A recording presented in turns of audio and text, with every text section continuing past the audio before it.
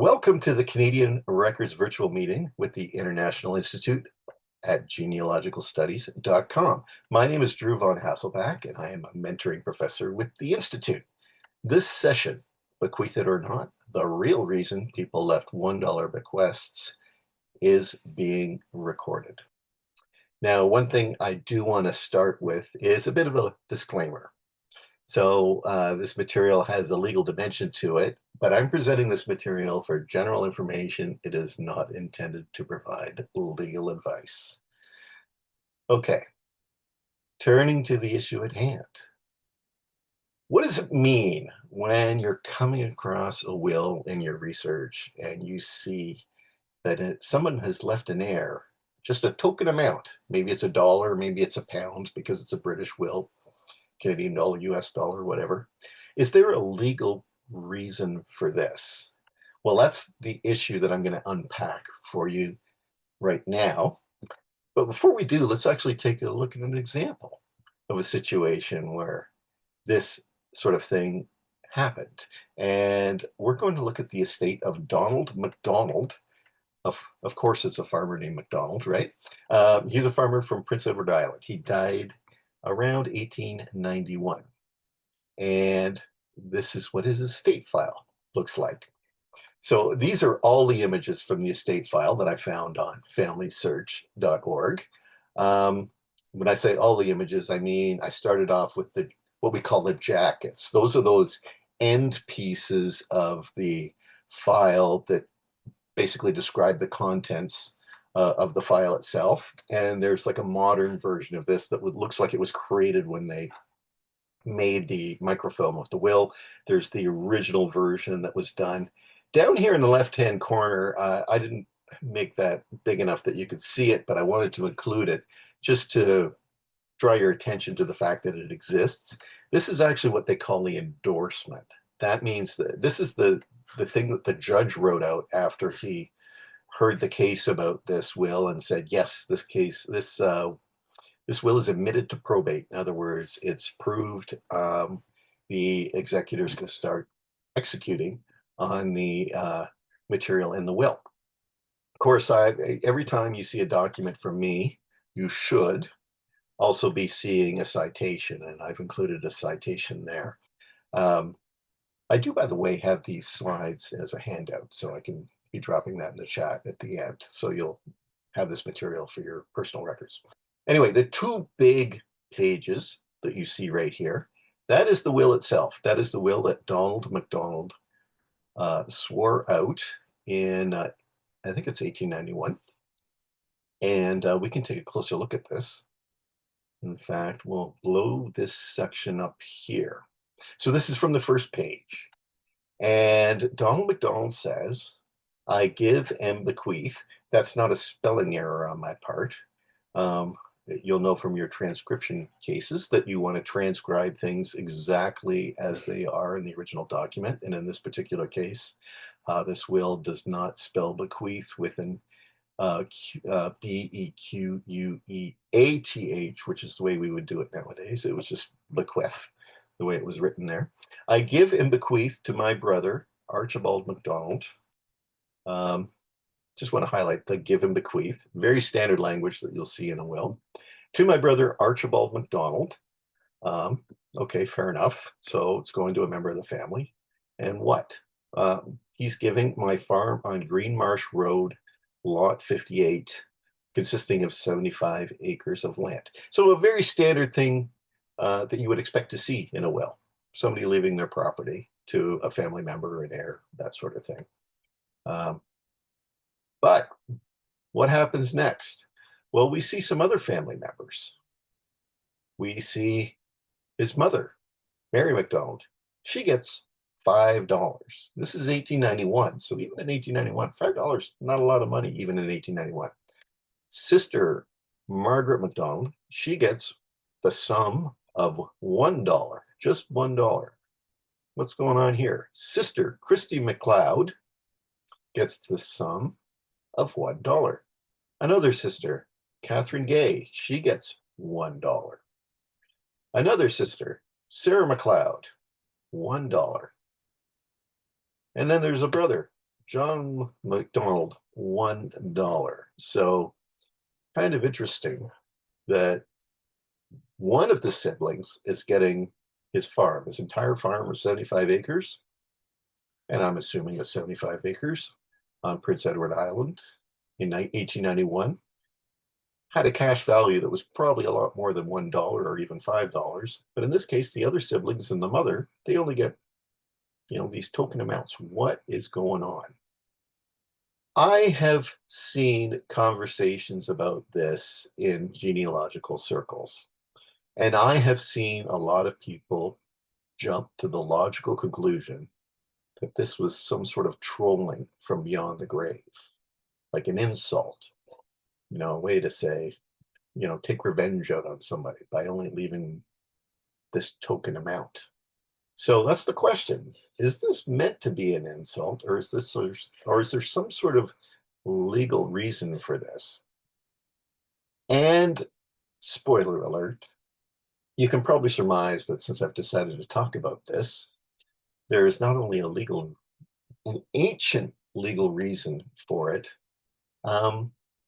It actually, that ancient legal reason, by the time we get to what we might consider the genealogical relevant period of our time, didn't even exist anymore. So there was actually no real reason to do this. But we still see it in wills, and I'm going to take you through some legal history now. In fact, I'm going to see if I can peel back the legal layers and determine where this actually comes from. So this is a bit of a legal lesson. I'm not going to spend too much time on it because I don't think you've come here for a lecture on Roman law from the 2nd century BCE, but that's what we're talking about. So we're turning back to ancient Rome and this very old legal document. There was a fellow named Gaius. He was a lawyer back in ancient Rome. He was writing or working and writing legal texts in the 2nd century BCE. So that's, 2 centuries before Christ. In fact, around 170 BCE, he wrote a text, a book that explained the law of inheritance and the law of property as it was practiced in the ancient Rome of the time. And one of the paragraphs in this book spells out the law as it was understood. And the legalese, the legal version of it, I'll spare you the Latin, was moreover, a testator who has a son in his power. So a man who has a son must take care either, whoops, sorry, I skipped ahead there because I dropped something on my keyboard.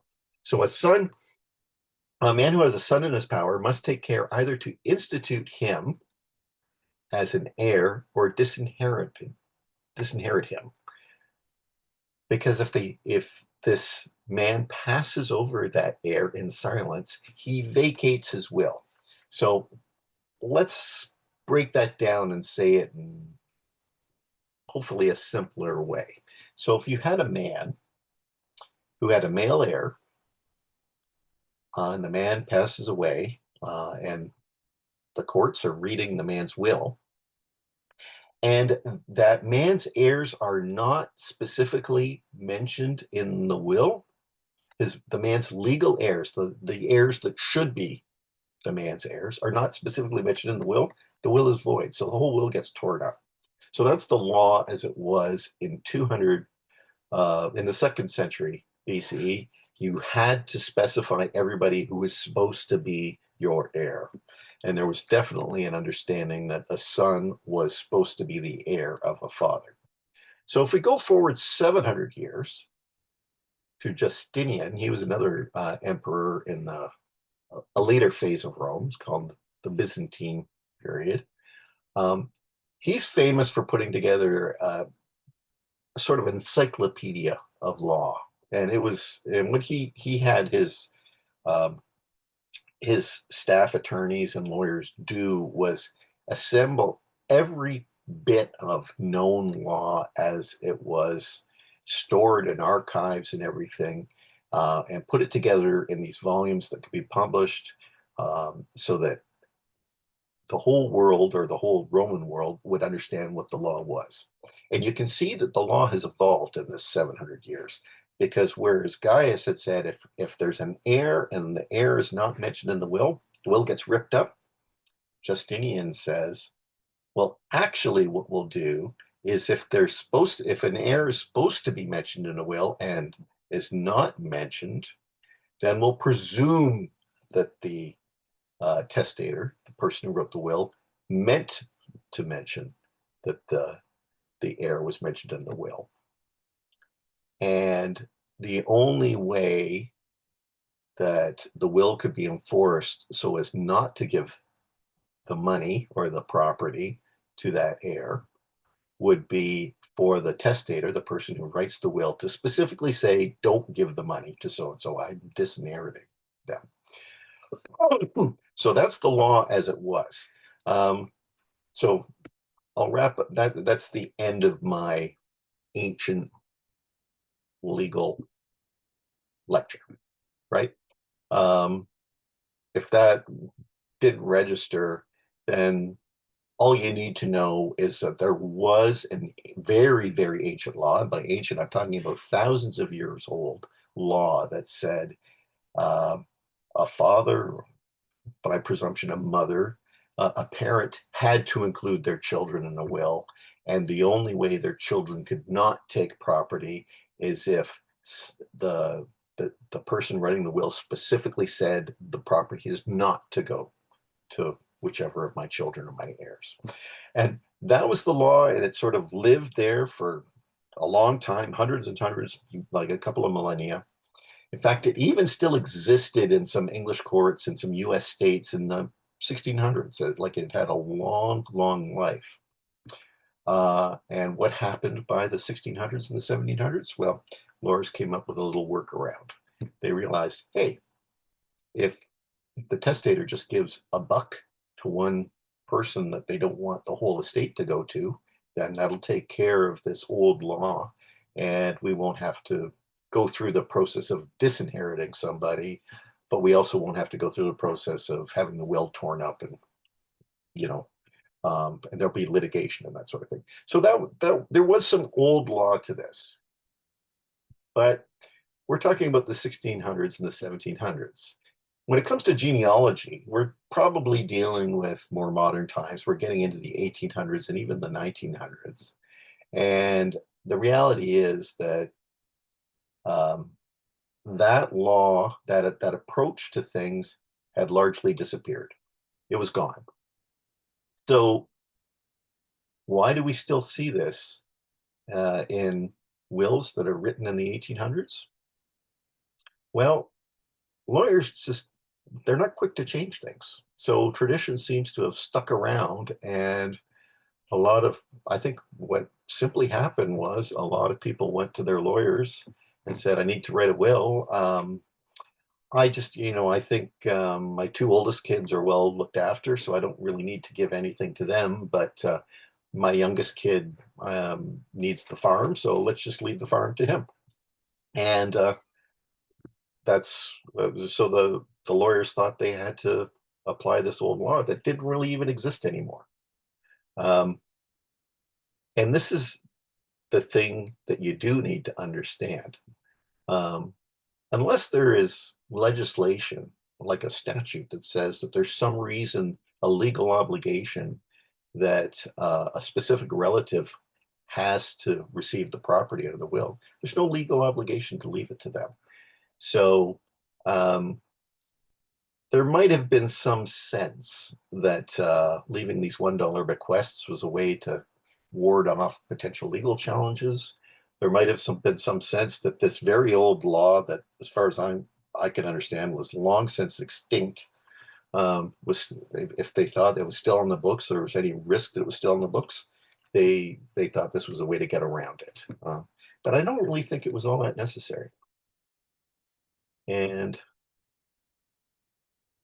In fact, when I say other lawyers were doing this, I can find lots of examples, like modern examples, like from the 20th century, where people did leave these token amounts in wills, and the people who were receiving the token amount felt slighted, so they tried to challenge the will in court. Here's 5 examples for you.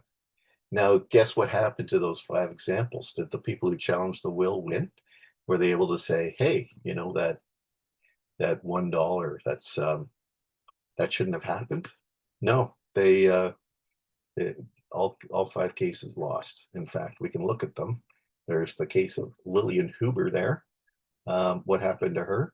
Well, the court said the will was probated. So somebody somebody was to receive $1, and the court said, and the person who was receiving the $1 challenged it, and the court said, nope, will is valid. The challenge rejected. This case, another $1 example, the judge upheld the will. Here's another $1 example. The case went nowhere. It didn't, as far as I could tell. Another example of $1 being left. The court said the will was admitted. In other words, the challenge was rejected and the will was accepted as it was written. Here's another one. Same thing. Case went nowhere. So people who challenged these things didn't have a lot of success in it. This is the takeaway from everything. The family history myth is generally that this $1 bequest thing was some sort of a form of disinheritance. And that could have been the intention. That could have been what somebody thought they were trying to accomplish. The reality is that it was probably unnecessary because I don't think it was legally needed from what I've read and understood. There's a lot of people want to believe that they have an ancestor who was like, some real character who was trying to say screw you from beyond the grave. That's only going to be the case if the language was explicit. It would be incorrect to assume that that was the intention if this was taking place. And so why don't we look at a case where that actually was the intention? I call this the 30 pieces of silver case. So what happened here? There was a guy who died in the desert. That's the fact that he died in the desert doesn't really explain what happened with his will, but he died in a desert tragedy. And when his will was discovered, they had found that he had left his ex-wife 30 pieces of silver, $3. So the 30 pieces of 30 pieces of silver refers to 30 dung names in the amount of $3. Why did he want to leave his ex-wife $3? Because he said, the misery she has caused me. So he was very explicit as to the reason for his token bequest. Who got the property instead of the divorced wife? Well, he decided to give the money to his childhood sweetheart, somebody named Algene Hoskins. And he talked about his childhood sweetheart and the love and faith that had been lived undiminished for 40 years. So what happened? Well, the ex-wife challenged the will in court, and a judge agreed. A judge said that came up with a legal reason to substitute Wilson's eccentric will for an older will that had been written, which would give the property to her. And I think it was also the case that the person who was the childhood sweetheart had said, I don't want anything to do with this. So, she didn't fight to keep the bequest. What's unfortunate from these newspaper articles is they don't provide a legal rationale for the judge's decision, because I'd love to see what that was, since everything I've been able to discover is that there was no legal rationale for that type of a decision. So that was a real case that happened. But and that was in the States. But here's what I want you to look at and consider and take forward in time. Okay. as much as I'm telling you that these $1 requests don't really mean what you might think they do, they can be very useful in your research. And we're going to look at the case of Charlotte Rowe, somebody who died in Mitchell, Ontario in 1882. Now, here's her will, or here's extracts from her will. She said that, I'll read this little bit. My will is that my daughter, Charlotte, so yes, Charlotte Will had a daughter named Charlotte. It's very confusing, but that's the case. My will is that my daughter, Charlotte, shall, within 1 year after my decease, pay unto my son, Jonas Rowe. So the daughter was basically the executor who was tasked with paying out the money. So pay unto my son, Jonas Rowe, the sum of $50. So Jonas gets $50 and a like sum of $50 to my son, John Rowe. So there's a son, Jonas, that gets $50. There's another son, John, who gets $50. And then there's another $50 that goes to a daughter, my daughter, Emma, wife of John Eisler. Okay, so there's three packages of $50 to go to two sons and one daughter. But then we see this, and to my son, George, the sum of $1. And to my daughter Eliza, $1. To my daughter Marianne, $1. To my daughter Jane, $1. To my daughter Elizabeth, $1. To my daughter Phoebe, $1. So there's these 1, 2, 3, 4, 5. Is that six? There's six bequests of $1. So what's going on there is, was Charlotte some sort of like a, you know, could this have been an episode of Real Housewives of Perth County where Charlotte was just really, out there for vengeance against somebody? I don't suspect that that was the case because obviously, as I've done the research, there's no legal reason for that sort of underpinning. But this situation is really useful from a research perspective. So let's look at this. So the will, well, I talked about how it was probated in 1918. Charlotte died in 1882. The will was probated in 1883, but the will was signed. The will was written out in 1879. So we have a snapshot in time of what her family looked like in 1879. The will names 10 of her 11 known children who reached adulthood. So it's likely that those 10 were still alive in 1879. Conversely, that suggests to me that since through other research, I've determined that she had 11 known children, but there's only 10 named in the will. The one who's not named must have died before 1879. At least that's an assumption I think I can make.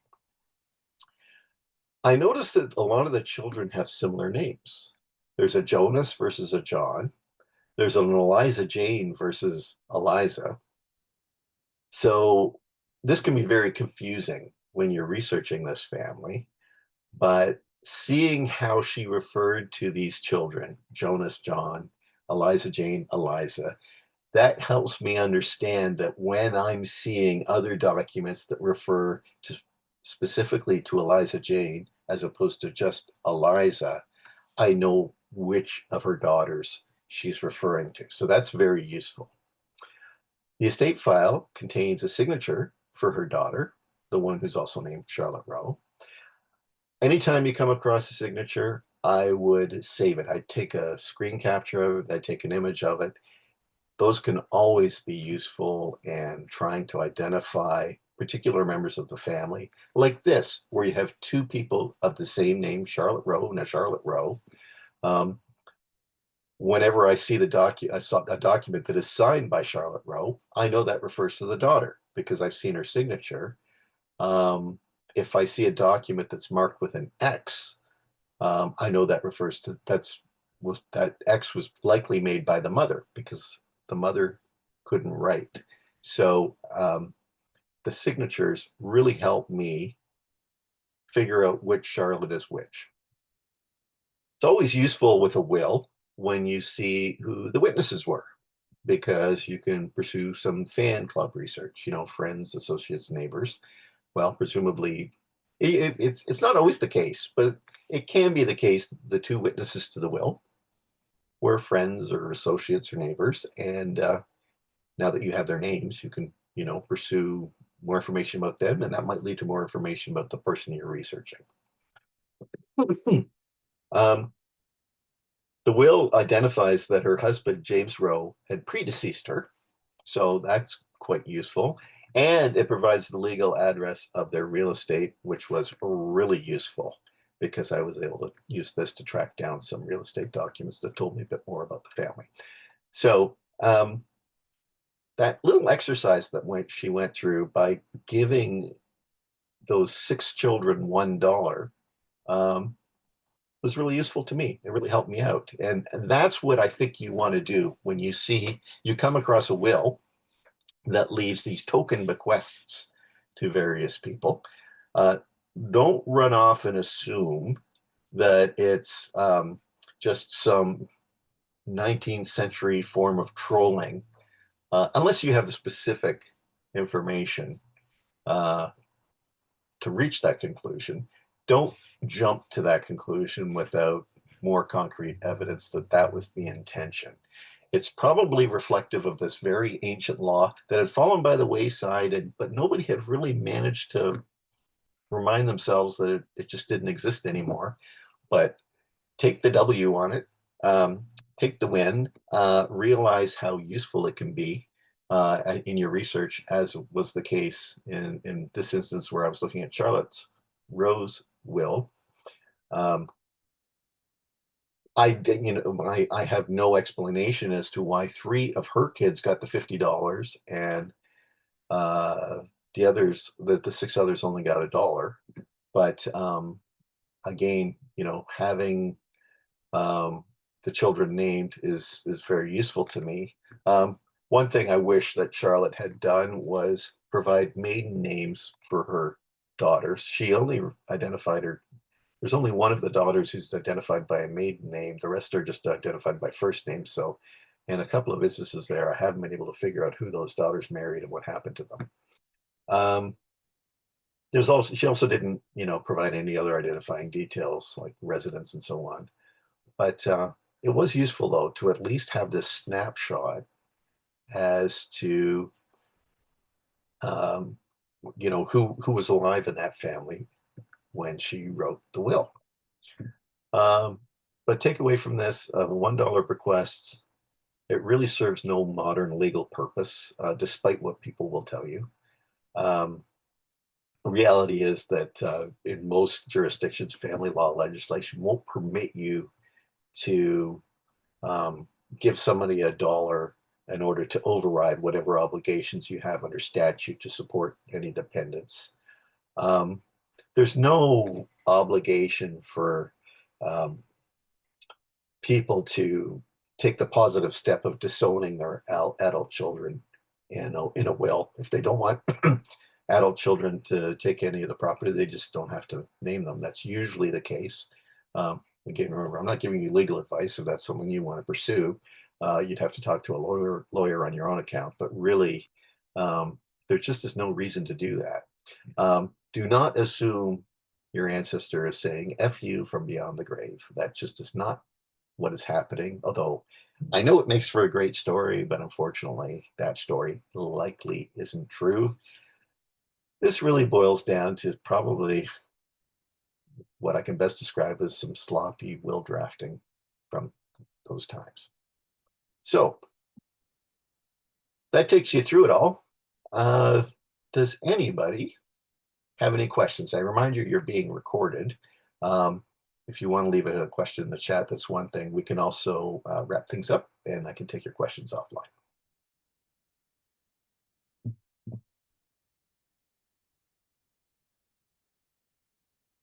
Okay. I am going to let you know that I had fun, and I hope you did too. Don't forget to check out some of the other videos we have on YouTube. Give this video a like, leave a comment, or hit the subscriber button. Our next Canadian Records meeting with me will be Wednesday, December 17th. International Institute of Genealogical Studies students can catch it live at 7 p.m. ET, or perhaps we'll see you again on YouTube. My topic for that meeting will be Sign of the Times using FamilySearch.org's full text search to find brick wall busting signature evidence. Thank you for joining us. For more information, visit us at genealogicalstudies.com. Good night.